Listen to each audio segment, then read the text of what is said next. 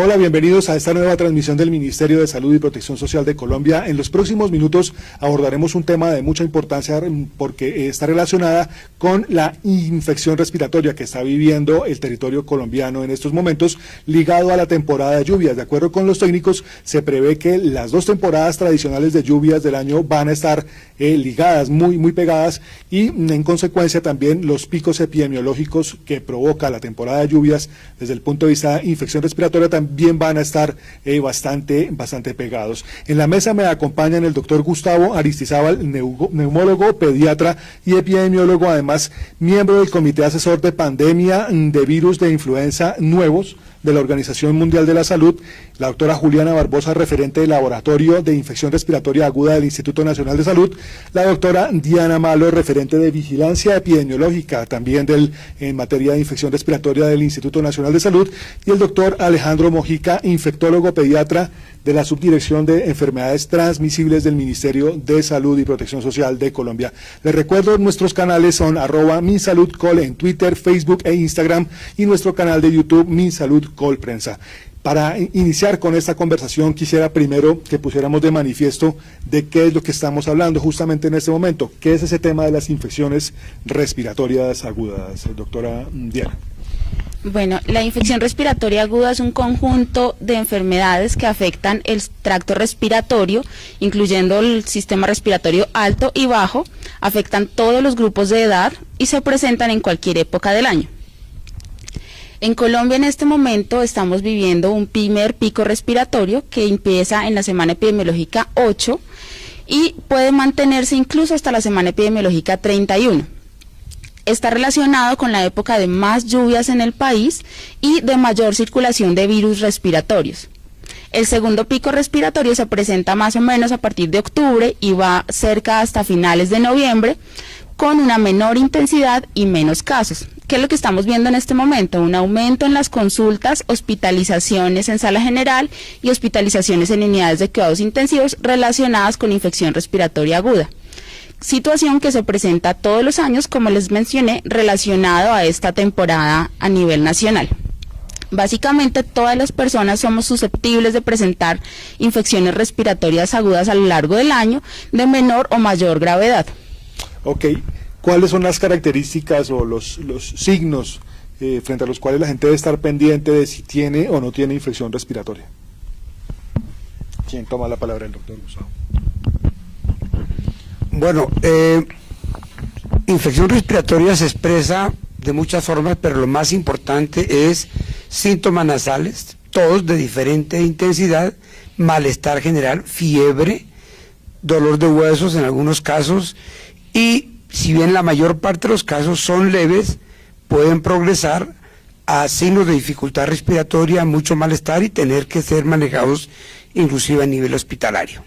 Es decir, la gente con algunos de estos signos que usted acaba de escribir no debe quedarse en la casa, sino deben ir a buscar asistencia médica. Diríamos que por lo menos el 85% de los casos deberían poderse manejar en la casa, ¿sí? Porque son casos leves, que no generan dificultad respiratoria, que no generan gran compromiso del estado general, pero que realmente en algunos casos progresan, ¿cierto? Y especialmente cuando hablamos del virus de influenza que ha hecho sus picardías en estas épocas del año, sí. Realmente ese es un virus que a veces lo vemos como una, entre comillas, gripa común y corriente, y sí, puede ser así, pero en algunos casos avanza y se produce un cuadro muy severo.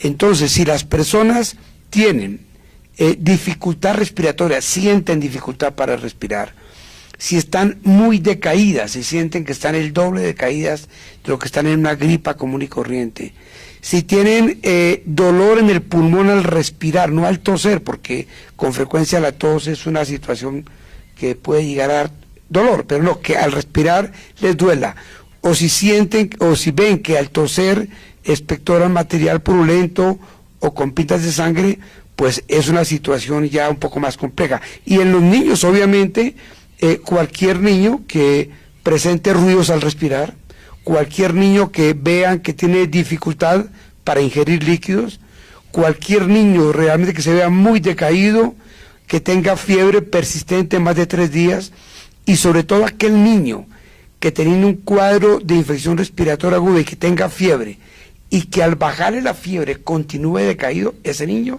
debe consultar. No puedo dejar de decir que en los menores de 2 meses, que son niños de mucho riesgo, cualquier momento de fiebre, cualquier disminución del apetito, son niños que deben consultar. Entonces son muy claras las circunstancias en las cuales las personas deben consultar el servicio médico.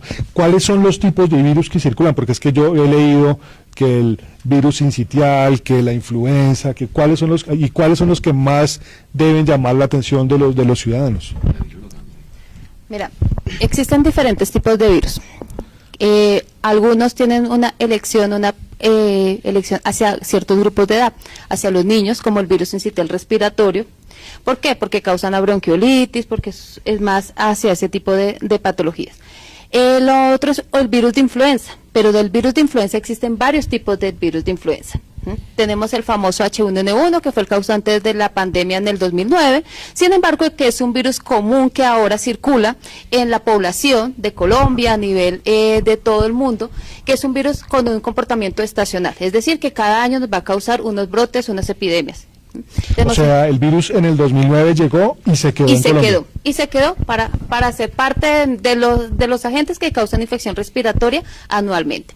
Existe el virus de influenza tipo B también, existen los coronavirus diferentes, existen los parainfluenzas, o los mismos adenovirus, que también tienen una dirección hacia los niños, hacia la población infantil. Digamos que todos estos virus son causantes de infección respiratoria, algunos con algunas con secuelas más severas que otras, pero todos hacen parte de los que pueden causar pico respiratorio, y todos estos se ven dentro de la población, o sea que no hay alguno que sea diferente o que nos cause una alerta de una nueva generación de un nuevo virus. No, en este momento todos estos virus circulan y hacen parte del pico respiratorio. Algo de complemento es que al doctor Leguizamón, lo que dice la doctora Juliana, es que hay unos grupos que son susceptibles, el doctor lo mencionó, los niños, pero también hay unos grupos en los extremos de la vida, los niños hasta los 5 años, el adulto mayor, así como las personas con enfermedades crónicas. Entonces, nos contaba la doctora Juliana que el virus sincitial respiratorio es muy frecuente en la infancia, también en el adulto mayor, sobre todo en la infancia, pero los otros virus circulan en todas las edades, pero hay algo de una predisposición en personas que tienen enfermedades crónicas. ¿Cuáles son? Las personas que tienen obesidad, los diabéticos, todos los con compromiso cardiovascular, que tienen cardiopatías, bien sean congénitas, bien sean con problemas por la presión severa, bien sea cardiopatías de otro tipo, son personas susceptibles. Los inmunocomprometidos, es decir, los que tienen inmunodeficiencias primarias por déficits internos, o las inmunodeficiencias secundarias como los VIH.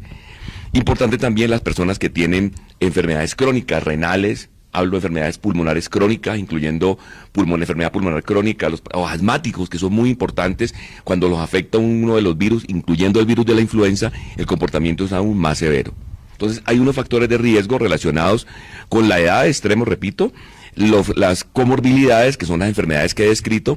Hay otras susceptibilidades, son las personas que trabajamos en el área de la salud, somos predispuestos a sufrir de algunos virus, entre ellos de los de la influenza, o cuando viajamos por algún sitio, por alguna razón de laboral o otras razones, a sitios donde las enfermedades y algunos virus circulan.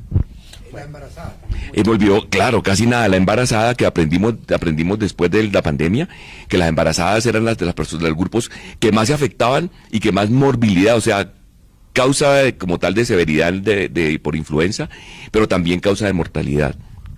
Doctor, ¿y las personas con artritis reumatoidea y uso crónico de esteroides también se están considerando como grupo de riesgo? Claro, incluyendo todas las personas que tienen una comorbilidad, hablo de enfermedad del colágeno, enfermedad reumatoidea, enfermedad neurológica, los que reciben aspirina por tiempo prolongado, igual que los que reciben esteroides porque tienen un grado de inmunosupresión, lo mismo que las personas que están con cáncer. Hoy en día tenemos una ley importante que favorece a las personas alrededor que están de cáncer, porque son los susceptibles a sufrir enfermedades, entre ellas las respiratorias, y si hacen una enfermedad respiratoria pueden ocasionar pues mayor complicación.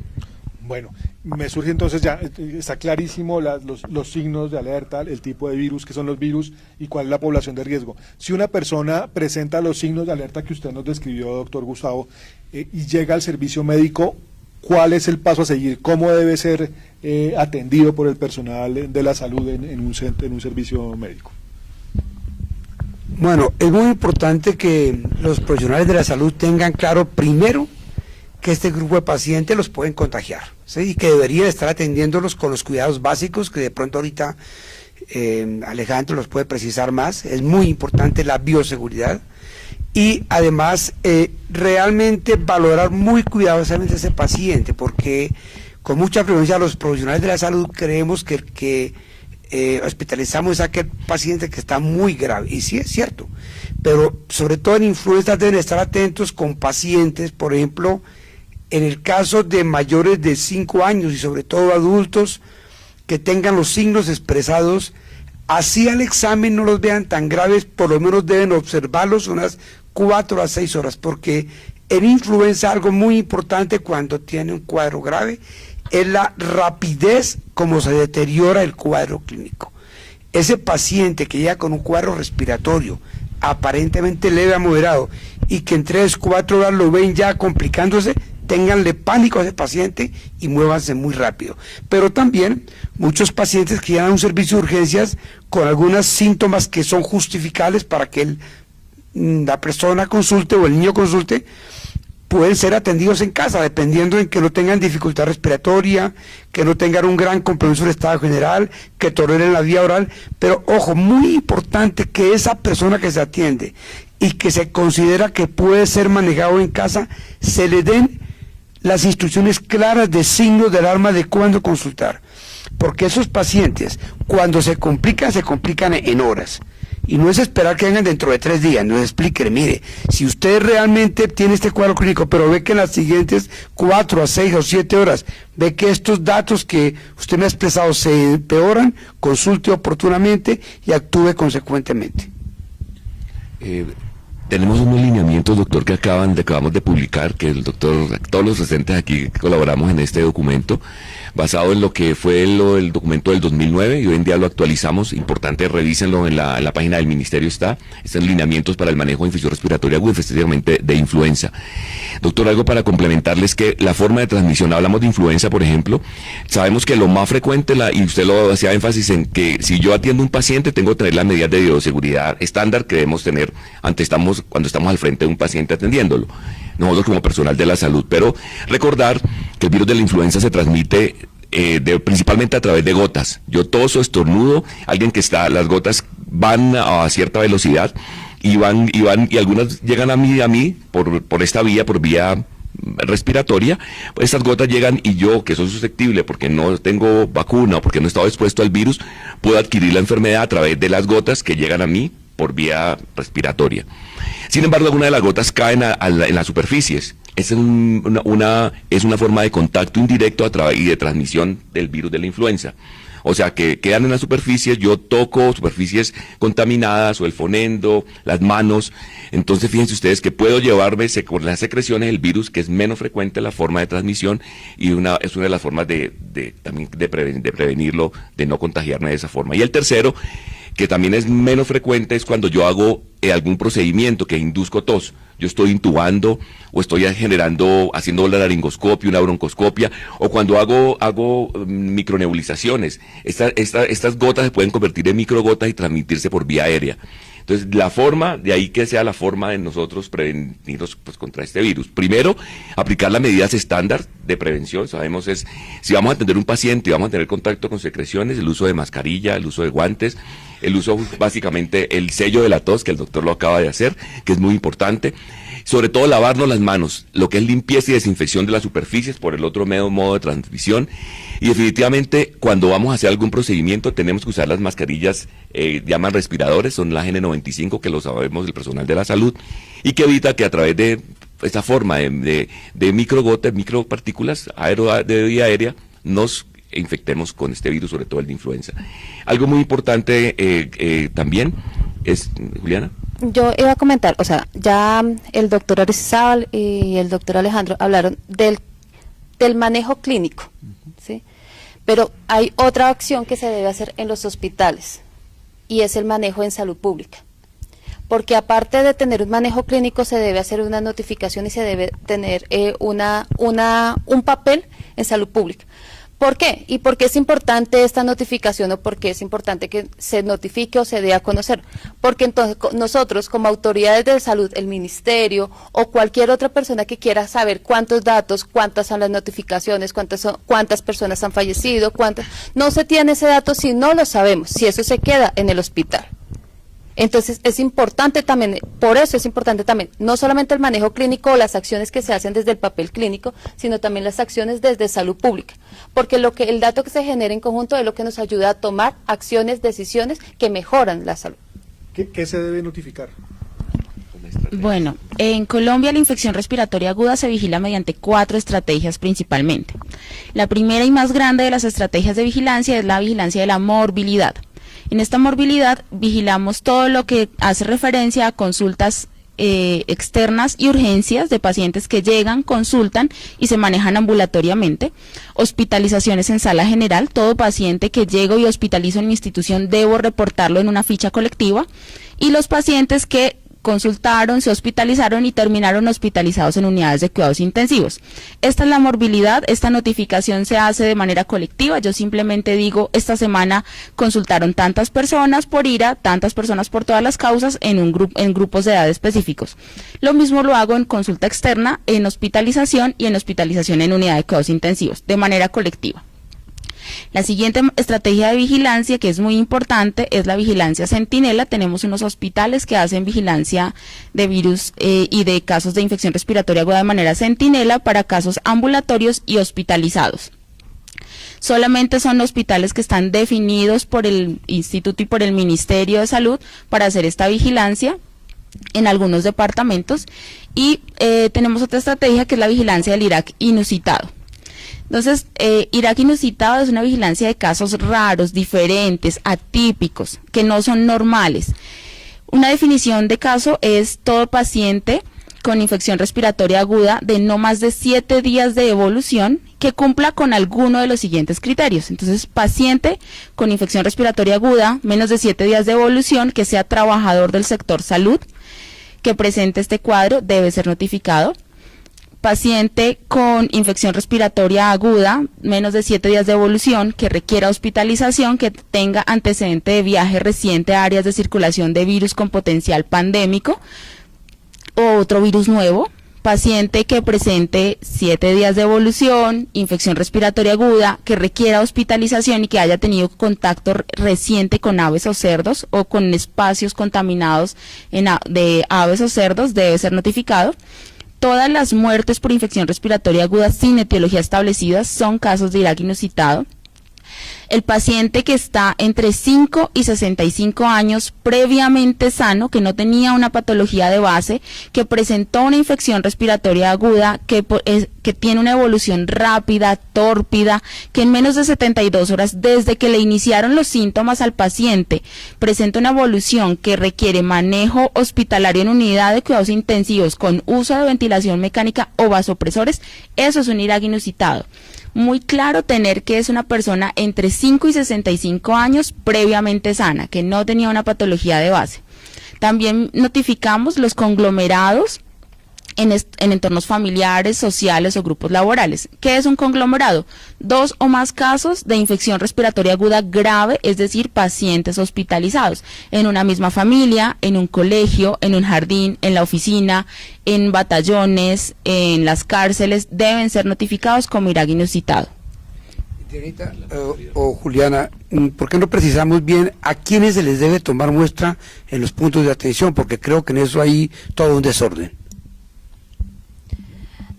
Depende mucho de qué es lo que estamos, en dónde estamos. Si estamos hablando de un sitio centinela, es decir, el sitio centinela es porque se escogieron unas entidades que pueden atender población tanto privada como pública y que en el momento funcionan 21, ¿no? 21 y están a nivel de todo el país. ¿Por qué? Porque tienen una capacidad diagnóstica, de recurso humano, tienen un compromiso, atienden diferente población, pública, privada, niños, adultos. Entonces digamos que por eso se escogieron. No pueden ser todos el país porque eso requiere un recurso extra. Sin embargo, existen unos que son representativos en cierta parte del país. Si estamos hablando de esos sitios centinelas, ellos tienen la obligación de hacer una recolección semanal o de un seguimiento de los casos de aquellos pacientes que sean notificados por una enfermedad similar a influenza, es decir, casi todo un paciente ambulatorio que cumple con una definición, presenta fiebre, presenta tos, rinorrea, a todos los pacientes con infección respiratoria aguda grave, es decir, un paciente que requiere un manejo hospitalario. A estos pacientes yo generalmente estos sitios centinela recolectan muestras al 100% de estos casos, y son las muestras que ya sea o sus entidades, su hospital, o su laboratorio de salud pública, o el mismo Instituto Nacional de Salud les hace un diagnóstico a esos pacientes. Existen otros pacientes a los cuales se les debe recolectar muestra obligatoria, que son todos aquellos casos de mortalidad, y todos aquellos casos de IRAC inusitado. ¿Por qué el IRAC inusitado es tan importante? Porque es algo inusual, es algo grave, que no sabemos por qué va a ocurrir, si es por un virus nuevo, llámese influenza, llámese sincitial, llámese coronavirus, necesitamos nosotros saber por qué falleció ese paciente, o por qué está causando ese IRAC inusitado. No necesariamente es el virus de influenza siempre el que nos causa los IRAC inusitados, o no solamente es el fallecimiento es causado por el virus de influenza, que en este momento es H1N1. Existen varios otros virus que pueden causar el IRAC inusitado, o que puede ser o causar la muerte. Entonces, a esos casos de IRAC inusitado es lo que nosotros tenemos que recolectar las muestras. Todas esas muestras, y hay que tener algo importante, es que estamos identificando virus. Y los virus necesitan ser siempre refrigerados. Los virus, como pierden su labilidad, pierden su viabilidad, es decir, el virus deja de estar vivo si yo no lo conservo en condiciones de refrigeración. Cuando yo estoy hablando de condiciones de refrigeración, estoy hablando de una temperatura que oscila entre 2 a 8 grados.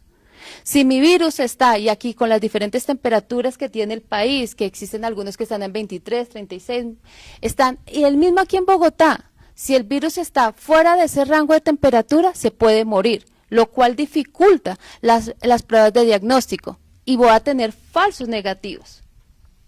Y entonces vamos a tener inconvenientes en que, por más de que mi clínico está sospechando que es un virus por un sincitial o una influenza, y mi muestra sale negativa, es más porque yo no pude, como laboratorio, como institución, como la persona que recolecté la muestra, no conservó bien la muestra, por lo tanto no es óptimo el diagnóstico virológico. Los virus que se identifican en nuestro país y la forma de tomar las muestras, ¿cuáles son las recomendadas, mi doctora Juliana? Hay diferentes tipos de muestras. Podemos ir desde un hisopado faríngeo y nasal. ¿Por qué es importante esta muestra? Porque es justo ahí en la parte nasal donde empieza la replicación de los virus inicialmente. Y entonces es una muestra ideal para los pacientes que son ambulatorios, los cuales no requieren una hospitalización. Es un poco compleja, pero la idea del hisopado es no tener contacto con la amígdala, porque si no la voy a contaminar con bacterias o con hongos, y me interfiere con el diagnóstico virológico. Existen otros tipos de muestras, como el aspirado nasofaríngeo, que va un poco más, es más invasivo, un aspirado endotraqueal, un lavado bronquial. Existen diferentes tipos de muestras que nos ayudan a recuperar los virus respiratorios. ¿Qué es importante tener en el diagnóstico de los virus respiratorios? A diferencia de una bacteria o un diagnóstico bacteriano, es que los virus tienen que recolectarse especialmente dentro de los 7 primeros días que ha iniciado los síntomas. ¿Por qué esa importancia de ese tiempo? Porque es justo cuando hay mayor carga viral, es decir, cuando hay mayor diseminación, cuando tenemos mayor excreción del virus. Cuando pasamos de tener 10 días, 15 días, ya la recuperación de ese virus ya no va a ser posible por las diferentes técnicas de diagnóstico que tenemos. ¿Para transportarlos? Para transportarlo debemos hacerlo siempre en refrigeración de 2 a 8 grados, generalmente, y se hace con unas condiciones que rigen, que es ser triple embalaje, es decir, unos contenedores que me garantizan no solamente la protección de la muestra, sino que protegemos también el medio ambiente y también protegemos a las personas, no solamente la persona que transporta, sino las personas que van alrededor. Uno no sabe que la muestra se derrame en un avión, no necesariamente, o la persona que lo está transportando en una moto. Entonces resulta ese tipo, entonces por eso es importante en ese triple embalaje. Cuando se habla de triple embalaje, simplemente son unos contenedores triples para conservar la muestra en refrigeración. ¿El medio de transporte?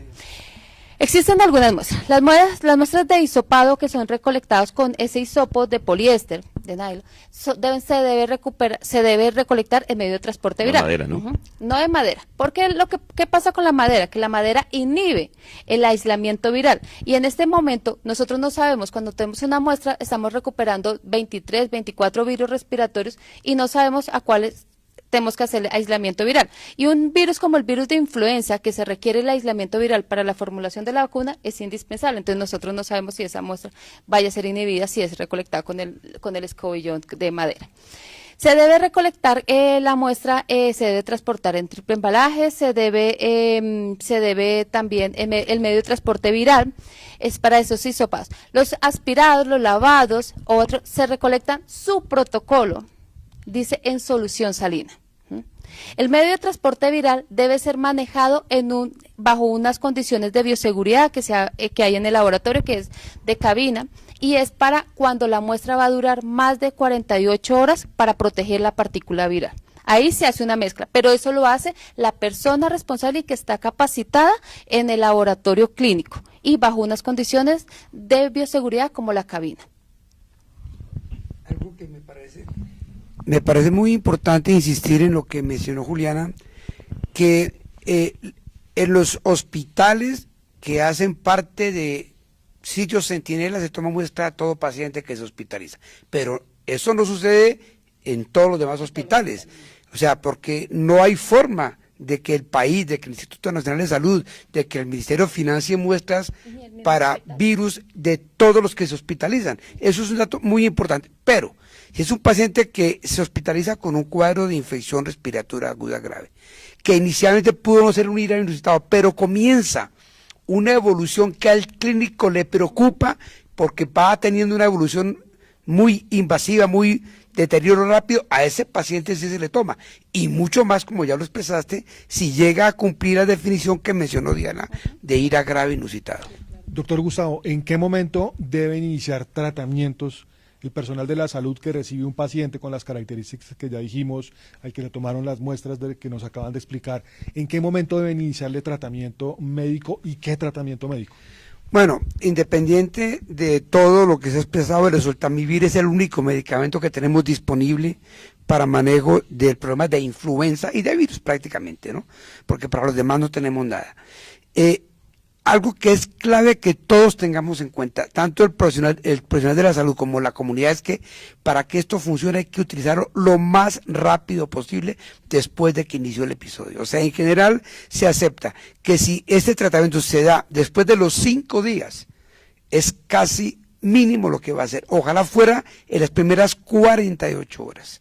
Entonces, allí el clínico tiene una gran responsabilidad de identificar ese caso, primero que de verdad reúne criterios de influenza, es decir, que tenga la fiebre, tenga el malestar, que tenga dolor de huesos, que realmente es un paciente que clínicamente corresponde más a una influenza, y sobre todo, muy importante, ambulatorio, o sea, se debe dar en síntomas de un cuadro aparentemente leve en todos los que Alejandro mencionó como grupos de riesgo. En todos ellos hay que dar tratamiento. En los que no cumple ese criterio de grupos de riesgo que se hospitalizan, no se le debe dar a todo el que se hospitaliza, pero si es el que se hospitaliza por un cuadro de infección respiratoria aguda, cubre criterios claros para el médico que es muy posible que sea influenza, y sobre todo comienza a ver que tiene un periodo de deterioro con los datos que mencionamos al comienzo, ese paciente debe recibir inmediatamente Oseltamivir. Es muy importante, por más discusión que haya en la literatura mundial hoy día de algunas dudas de su eficiencia terapéutica, hoy día los diferentes grupos de trabajo para dar lineamientos en el mundo de manejo de influenza aceptan que se debe iniciar. Y obviamente en todo caso que reúne criterios de infección respiratoria aguda grave de tipo ira grave inusitado. Yo no sé si Alejandro quiera complementar esto. Tenemos, ¿cómo se maneja el suministro de este medicamento en el país? ¿Hay suficientes reservas? ¿Cómo es el...? Se hace una planeación basado en lo que se utiliza en los años anteriores y tenemos una disponibilidad que si bien es a través de la entidad territorial, se maneja desde el Ministerio de Salud y la entidad territorial lo habitúa de acuerdo a alguno. Puede ser a través del CRUE, puede ser a través del almacén, puede ser que tenga disponibilidad por lo menos las 24 horas, que si alguien requiere, como las indicaciones que nos dio el doctor, en las 48 horas inmediatas, utilizar el medicamento. Sabemos que importante también que aparte del tratamiento, sabemos la prevención. Ya, porque el tratamiento, el único que tenemos es el oseltamivir, que ya sabemos a quién se lo vamos a dar, pero sabemos que muchos de los pacientes, que son creo que queremos llegar, son las complicaciones, se dan en los que tienen indicación de vacunación, porque es la forma de prevención, sobre todo el de la influenza, de todos los virus que hay, que son como 23 nos comentaban, y tenemos 17, ¿cierto?, que hacemos la vigilancia. El único que se puede prevenir a través de vacunación es el de la influenza. Entonces, fíjese que hay una recomendación que es la población objeto, que los lineamientos que emite el Ministerio de Salud todos los años. Sabemos que el virus de la influenza hay una forma de hacer vigilancia, que es a través basado en lo que nos comentaron las doctoras acá, las estrategias, que nos van a dar una ilustración de cómo llegan los virus a ser parte de la composición de la Organización Mundial de la Salud, antes de yo hablar de qué poblaciones se deben vacunar. Yo quería hacer una consulta, doctor. Si yo soy un profesional del área de la salud, atiendo a un paciente con sospecha de influenza, no utilizo las medidas de protección personal y el paciente es positivo para influenza, ¿yo debo tomar oseltamivir profilácticamente? Profilaxis ya no se usa, muy buena la pregunta, porque es la pregunta de todos los días. Ya rebasado en la evidencia y lo que la Organización Mundial de la Salud lo documenta, está también impreso incluido en el lineamiento que sacamos, donde profilaxis ya no es una medida que se tiene en cuenta. Si una persona, primero que no pase eso, ¿no? Si estamos en un pico respiratorio, yo atiendo pacientes respiratorios, mínimo debe tener las medidas de los elementos esenciales de protección, ¿no?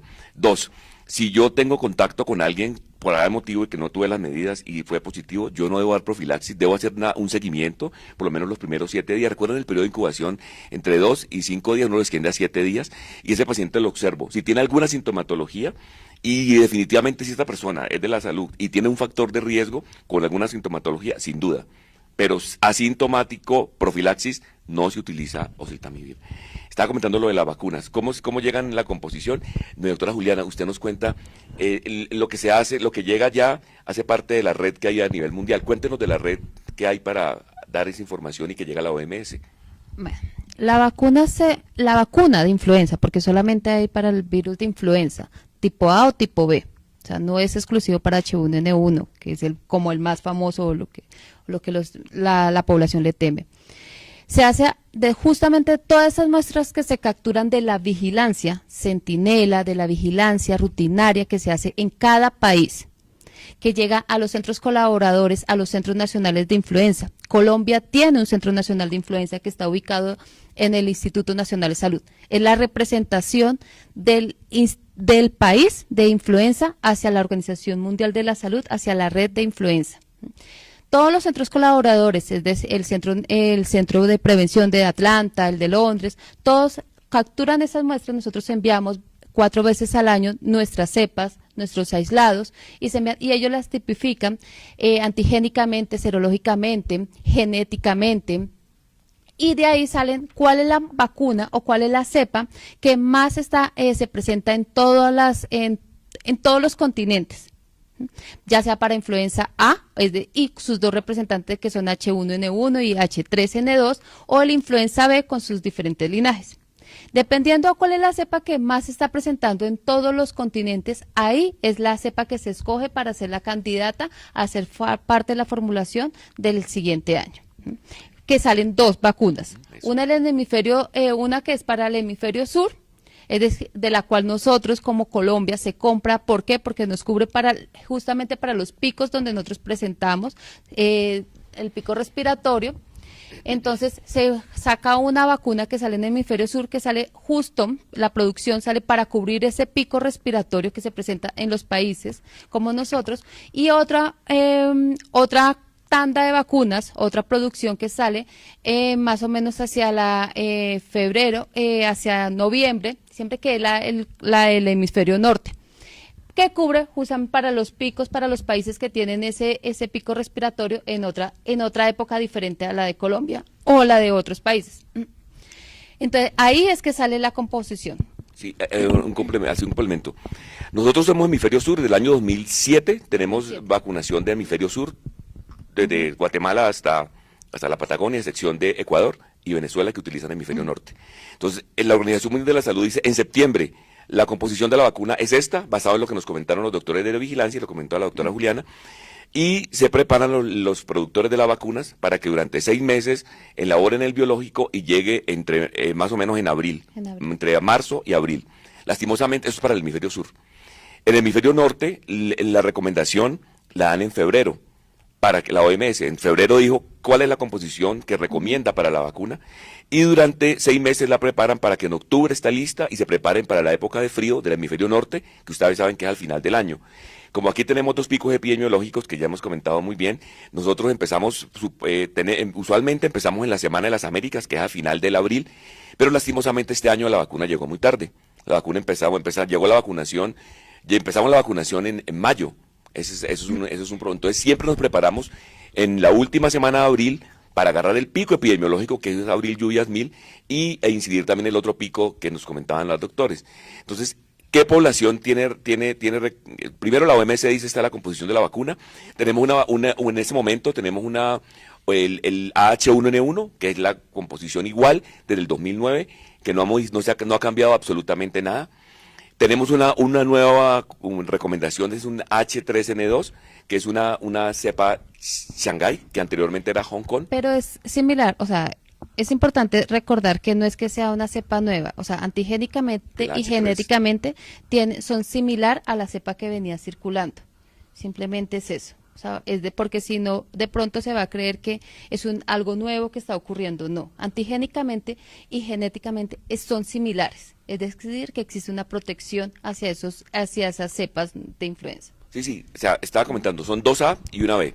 Las 2A, hablamos del H1N1, que es lo que cuenta la doctora, es similar a lo que hemos circulado, y la H3N2, que usualmente usualmente se modifica un poco más. Recuerdan que si el virus se modifica, recuerdan que el virus tiene estructuralmente unos segmentos que actúan como muy independiente. Si hay una modificación muy puntual en uno de los 8 segmentos que tiene molecularmente el virus no es el mismo. Entonces, ese cambio menor que puede tener hace que el virus no sea el mismo, y que así sea un menor cambio, el H3N2 que circuló el año anterior, esa modificación puntual hace que haya una nueva recomendación basada en la vigilancia que estamos expresando.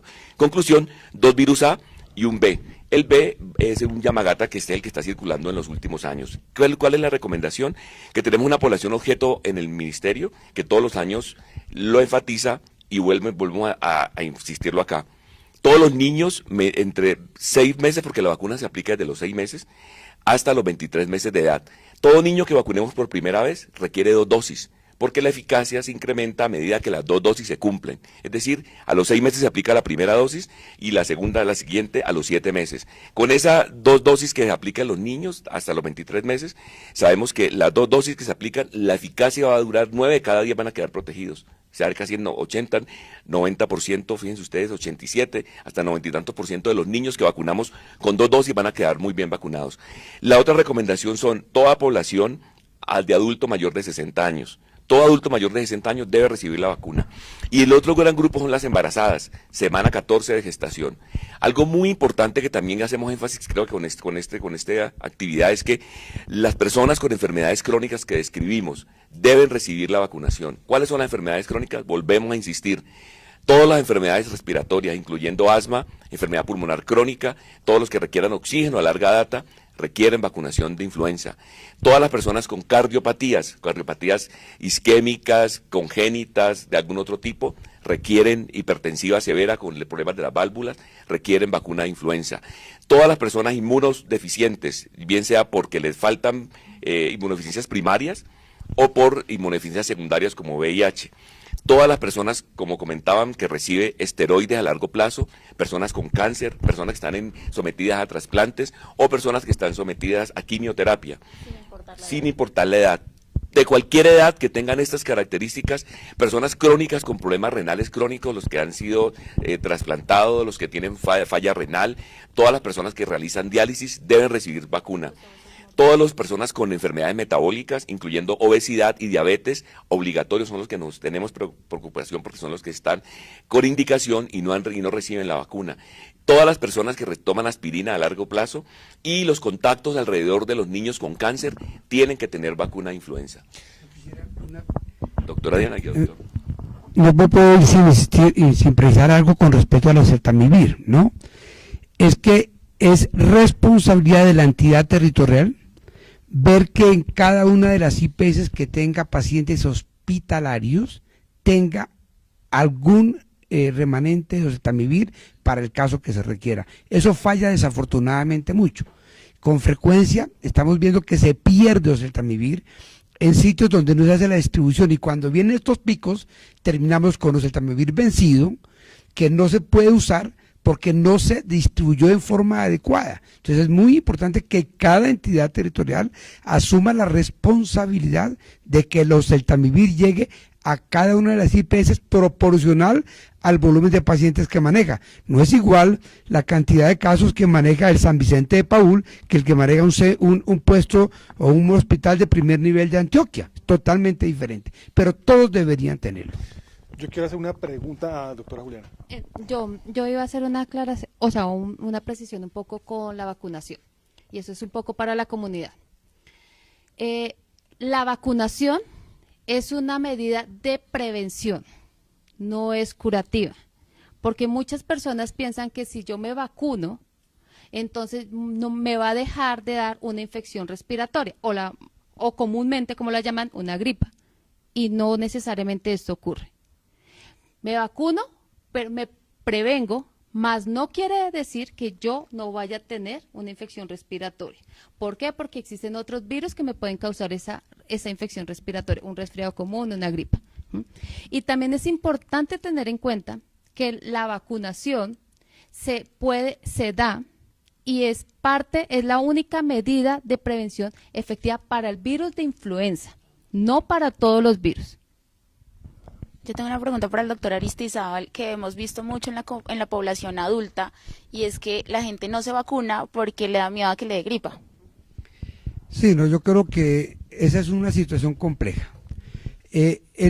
Cuando se vacuna con influenza, casi siempre, en un porcentaje importante, hay un síntoma, un malestar general que es leve, y la gente comienza a achacar casos graves de cuadro infeccioso, viral, a esa vacuna. No, realmente, más bien yo diría que ojalá esos cuadros graves les diera a esas personas que se vacunaron en los 15 días anteriores, ¿no es cierto? Porque achacan cuadros que pasan en 15 días a la vacuna. La vacuna previene en un porcentaje importante, no en todos los casos, y todas las personas que acaba de expresar Alejandro deberíamos vacunarnos, incluyendo los trabajadores de la salud, que con frecuencia no lo hacemos.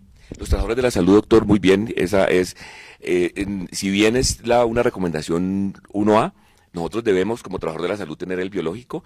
Importante es que en ese momento no es población objeto del PAI. Entonces, el empleador, decíamos, igual que la aseguradora ARL, que usualmente es consejera, sobre todo el empleador debe determinar y debe asumir la vacunación de su trabajador de la salud. Y algo importante, el doctor comentaba también que si yo vacuno a una persona, yo espero que de 10 personas que vacuno, por lo menos 4 hacen reacción local. Reacción local ustedes saben que es algo externo, que estamos aplicándolo, y yo aplico el biológico, y yo espero que en el brazo donde me aplico el biológico tenga calor, un poquitico de rubor, o sea, enrojecimiento, un poquito de dolor, eso no debe durar más de 2 días, y mejora cuando requiere algo del hielo local. 1 o 2 de 10 personas que yo vacuno pueden hacer algo sistémico, algo de malestar, algo de fiebre, y eso dura 1 o 2 días, que yo lo manejo básicamente medio físico y acetaminofén. Se sabe que el perfil de seguridad del biológico es muy bueno. De todas las personas que yo vacuno, la mayoría hacen eventos, el 90%, 95, 98% eventos leves, los que he descrito. Y lo otro, cuando yo vacuno a una persona, yo espero 2 semanas al menos para yo tener títulos de anticuerpos. Entonces, si yo me vacuno, yo espero a las 2 semanas que yo me exponga a los virus diferentes que circulan y que yo esté protegido. De lo contrario, fíjense ustedes que uno tiene que esperar un tiempo y yo, para bien de mi salud, yo debo prevenir, como dice la doctora Juliana, es preventivo, y debo prepararme teniendo la vacuna para que cuando me exponga a los virus no me vayan a dar. Yo tengo 2 preguntitas relacionadas con vacuna. La primera, si usted ha hecho una caracterización de la gente que debe ser vacunada. Si una persona no está dentro de ese grupo de personas, pero quiere vacunarse, ¿lo puede hacer? Doctor, fíjese que nosotros aquí en Colombia tenemos una población objeto por cuestión de costos. A nivel de Estados Unidos, a nivel de otros países desarrollados, tienen la vacuna de indicación universal. ¿Qué quiere decir? Que yo tengo la indicación desde los 6 meses hasta cualquier edad de vacunarme. Nosotros tenemos una población objeto por cuestión de costos y por cuestión de los estudios basados en lo que tenemos, pero en realidad la vacunación es universal. Si yo quiero no enfermarme, si yo estoy en la población no objeto y yo quisiera por N motivo tener la vacunación, yo lo puedo hacer, no lo cubre el país, no lo cubre el ministerio, pero sabemos que a nivel privado, a nivel de las diferentes IPS, pueden adquirir el biológico y está indicado universalmente. Yo puedo adquirirlo y definitivamente se comporta, como lo hemos dicho, en toda la población que está siendo vacunada. Ok, y la segunda preguntita que tengo con respecto a la vacuna es, ¿con qué frecuencia se debe aplicar? Muy bien, como esta composición se da anual, este método de vigilancia es anual, porque cada año llega en el hemisferio sur, porque los virus se circulan de esa forma. Sabemos que si yo me vacuno este año, el año que viene me tengo que volver a vacunar por los cambios menores que ha podido tener el virus. Entonces, indicación anual. Y lo otro es que son vacunas inactivadas. No tienen por qué producir la enfermedad. ¿Por qué? Porque tomo el virus, lo inactivo, le tomo fracciones del virus y lo coloco en un biológico, dos del A y uno del B. Entonces no tiene por qué producirme la enfermedad porque son virus inactivados y son los que nosotros aquí tenemos en nuestro país registrados. Que ese es uno de los mitos que más circula entre la población. ¿Por qué la gente no se vacuna? Porque me vacuno y me enfermo. No hay dónde. Algo muy frecuente, Diana, que usted comenta es que cuando yo me vacuno pueden circular otros virus, ¿cierto? Sí, como decía Juliana, la vacunación previene el virus de influenza específicamente en sus 3 tipos, A, H1N1, H3N2 e influenza B, pero a nivel mundial hay muchos virus que pueden causar infección respiratoria aguda que circulan y para los cuales no tenemos vacuna.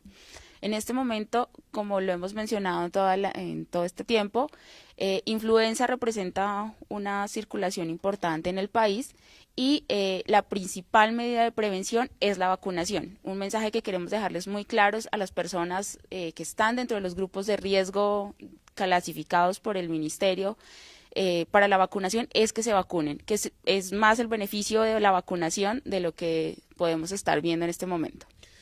Bueno, pues yo creo que este diálogo ha sido extenso, hemos transmitido información que creemos es de utilidad para el personal de la salud en todos los rincones del país, pero también para la población en general.